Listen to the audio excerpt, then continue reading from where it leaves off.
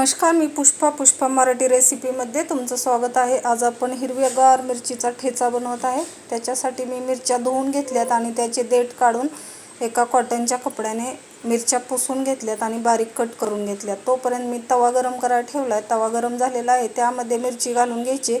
मिरची बारीक फ्लेमवरती भाजून घेणार आहोत। नंतर मिरची भाजून झाल्यानंतर शेंगदाणे घालून घ्यायचे। शेंगदाणे सुद्धा बारीक फ्लेमवरती भाजून चांगले घ्यायचे आणि शेंगदाणे आणि मिरची साईडला सारून त्यामध्ये 1 चम्मच तेल घालून जिरेची त्याला फोडणी देऊन घ्यायची। जिरे आपले तडतडले की हे मिश्रण सगळं मिक्स करून घ्यायचं आणि चवीनुसार मीठ घालून घ्यायचं।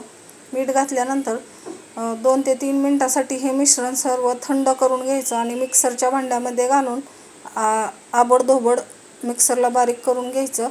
मस्त असा हा ठेचा लागतो। आपल्याला जर काहीच असं भाजी जर खाऊ वाटत नसेल तर हा मिरचीचा ठेचा तुमच्यासाठी